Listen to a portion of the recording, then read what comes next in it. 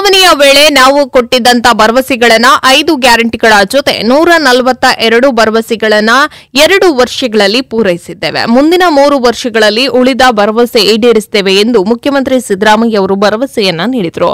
ಸರ್ಕಾರ 2 ವರ್ಷ ಪೂರೈಸಿದ ಸಂದರ್ಭಕ್ಕೆ ಕಂದಾಯ ಇಲಾಖೆ ಆಯೋಜಿಸಿದ ಸಮರ್ಪಣೆ ಸಂಕಲ್ಪ ಸಮಾವೇಶದಲ್ಲಿ 1,11,111 ಮಂದಿಗೆ ಹಕ್ಕುಪತ್ರ ವಿತರಣೆ ಮಾಡಿ ಉಕ್ಕಿನ ಮಹಿಳೆ ಇಂದಿರಾ ಗಾಂಧಿ ಅವರ ಪ್ರತಿಮೆಯನ್ನ ಲೋಕಾರ್ಪಣೆಗೊಳಿಸಿ ಮಾತನಾಡಿದರು. ಮೊದಲ ಬಾರಿ ಮುಖ್ಯಮಂತ್ರಿಯಾಗಿ ನಾವು ನೀಡಿದಂತ 165 ಭರವಸೆಗಳಲ್ಲಿ 158 ಭರವಸೆಗಳನ್ನು ಈಡೇರಿಸಿದ್ದಲ್ಲದೆ ಪ್ರಣಾಳಿಕೆಯಲ್ಲಿ ಘೋಷಿಸಿದ ಹೊಸತಾದ 30 ಕಾರ್ಯಕ್ರಮಗಳನ್ನು ರೂಪಿಸಿ ಜಾರಿಗೊಳಿಸಿದ್ದೇವೆ ಎಂದು ಸಿಎಂ ಸಿದ್ದರಾಮಯ್ಯ ಅವರು ಬಿಜೆಪಿ ಯಾಕೆ ತಾನು ಕೊಟ್ಟಿದ್ದಂತ ಭರವಸೆಗಳನ್ನು ಈಡೇರಿಸದೆ ಜನರ ಮುಂದೆ ಸುಳ್ಳನ್ನ ಹೇಳಿಕೊಂಡು ತಿರುಗಾಡ್ತಾ ಇದೆ ಎಂದು ಪ್ರಶ್ನಿಸಿದರು.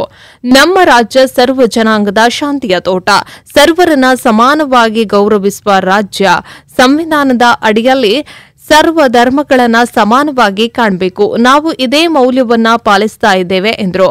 ಕೇಂದ್ರ ಸರ್ಕಾರದಿಂದ ಪ್ರತಿ ವರ್ಷ ನಮಗೆ ನಷ್ಟವಾಗ್ತಾ ಇದೆ. ನಾವು ಪ್ರತಿ ವರ್ಷ 4.5 ಲಕ್ಷ ಕೋಟಿ ತೆರಿಗೆ ರೂಪದಲ್ಲಿ ಕೊಟ್ರೆ ನಮಗೆ ವಾಪಸ್ ಕೊಡೋದು ₹1 14 ಪೈಸೆ ಮಾತ್ರ.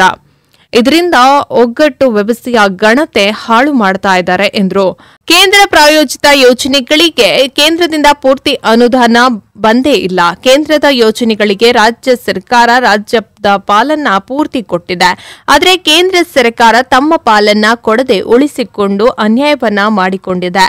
15ನೇ ಹಣಕಾಸು ಯೋಜನೆಯಲ್ಲಿ ರಾಜ್ಯಕ್ಕೆ ಕೇಂದ್ರ ಮಾಡಿರುವ ಅನ್ಯಾಯ ನಿಮಗೆಲ್ಲ ಗೊತ್ತೇ ಇದೆ. ಭದ್ರಾ ಮೇಲ್ದಂಡೆ ಯೋಜನೆಗೆ ಘೋಷಿಸಿದ 5,300 ಕೋಟಿ ಹಣದಲ್ಲಿ ಬಿಡಿಗಾಸನ್ನ ಬಿಡುಗಡೆ ಮಾಡಿಲ್ಲ. ಭದ್ರಾ ಮೇಲ್ದಂಡೆ ಯೋಜನೆಯನ್ನ ರಾಷ್ಟ್ರೀಯ ಯೋಜನೆ ಎಂದು ಘೋಷಿಸುವುದಾಗಿ ಭರವಸೆಯನ್ನ ನೀಡಿದ್ರು. ಇದನ್ನ ಈಡೇರಿಸಿಲ್ಲ ಎಂದು ಟೀಕಿಸಿದ್ರು. ಈಗ ಜೆಡಿಎಸ್ ಮತ್ತು ಬಿಜೆಪಿ ಕೂಡಿಕೊಂಡಿವೆ. ಆದರೆ ಬಿಜೆಪಿ ಇದುವರೆಗೆ ಸ್ವತಃ ಶಕ್ತಿಯಿಂದ ಅಧಿಕಾರಕ್ಕೆ ಬರಲೇ ಇಲ್ಲ. ಆಪರೇಷನ್ ಕಮಲ ಮಾಡಿ ಅಧಿಕಾರಕ್ಕೆ ಬಂದದ್ದು ಬಿಟ್ರೆ ರಾಜ್ಯದಲ್ಲಿ ಬಿಜೆಪಿ ಇದುವರೆಗೂ ಜನರಿಂದ ಆಯ್ಕೆಯಾಗಿಲ್ಲ ಎಂದರು. ಹಿಂದಿನ ಬಿಜೆಪಿ ಸರ್ಕಾರದ ಮೇಲೆ 40% ಕಮಿಷನ್ ಆರೋಪ ಇತ್ತು. ನಾವು ಇದರ ವಿರುದ್ಧ ಹೋರಾಟವನ್ನ ಕೂಡ ಮಾಡಿದ್ದೆವು. ಅಧಿಕಾರಕ್ಕೆ ಬಂದ ಬಳಿಕ ತನಿಖೆಗೆ ನಾಗಮೋಹನ್ ದಾಸ್ ಸಮಿತಿ ರಚಿಸಿದ್ದೆವು. ಸಮಿತಿ ಕೊಟ್ಟಿರುವ ವರದಿಯಲ್ಲಿ ಕಮಿಷನ್ ವ್ಯವಹಾರ ಸಾಬೀತಾಗಿದೆ ಎಂದರು. 1.22 ಕೋಟಿ ಕುಟುಂಬಗಳ ಯಜಮಾನಿಯರಿಗೆ ಗೃಹಲಕ್ಷ್ಮಿ ಯೋಜನೆಯಡಿಯಲ್ಲಿ ₹2,000 ಕೊಟ್ಟಿದ್ದೆವು. 1.30 ಕೋಟಿ ಕುಟುಂಬದರಿಗೆ ಗೃಹ ಜ್ಯೋತಿ ಯೋಜನೆ ಅಡಿಯಲ್ಲಿ ಅನುಕೂಲ ಒದಗಿಸುತ್ತೇವೆ. ಜೊತೆಗೆ ಇಡೀ ರಾಜ್ಯದ ಮಹಿಳೆಯರಿಗೆ ಶಕ್ತಿ ಯೋಜನೆ ಅಡಿಯಲ್ಲಿ ಉಚಿತ ಪ್ರಯಾಣದ ವ್ಯವಸ್ಥೆಯನ್ನ ಮಾಡಿದ್ದೇವೆ ಎಂದರು. 2014ರಲ್ಲಿ 10,000 ಇದ್ದ ಚಿನ್ನದ ಬೆಲೆ ಈಗ 1,00,000 ಆಗಿದೆ. ಗ್ಯಾಸ್ ಬೆಲೆ 400 ಇದ್ದದ್ದು ಈಗ 850 ಆಗಿದೆ. ಡೀಸೆಲ್, ಪೆಟ್ರೋಲ್, ಎಣ್ಣೆ, ಕಾಳು, ಬೇಳೆ, ರಸಗೊಬ್ಬರ ಇದೆಲ್ಲದರ ಬೆಲೆಯನ್ನು ಆಕಾಶಕ್ಕೆ ಏರಿಸಿರುವಂತಹ ಕೇಂದ್ರದ ಮೋದಿಯವರ ಸರ್ಕಾರದ ವಿರುದ್ಧ ಜನ ಆಕ್ರೋಶ ಇದೆಯೇ ಹೊರತು ನಮ್ಮ ಸರ್ಕಾರದ ಪರವಾಗಿ ಜನ ಅಭಿಪ್ರಾಯ ಇದೆ ಎಂದರು. ಹೀಗಾಗಿ ಬಿಜೆಪಿ ಹಮ್ಮಿಕೊಂಡಿರುವಂತಹ ಜನ ಆಕ್ರೋಶ ಕಾರ್ಯಕ್ರಮವೇ ನಕಲಿ ಎಂದರು.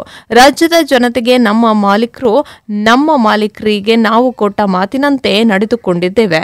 ನಿಮ್ಮ ಆಶೀರ್ವಾದ ಇರುವವರೆಗೆ ಬಿಜೆಪಿಯ ಸುಳ್ಳಿನ ರಾಶಿಗೆ ನಾವು ಹೆದರುವ ಅಂಜುವ ಪ್ರಶ್ನೆ ಇಲ್ಲ ಎಂದರು.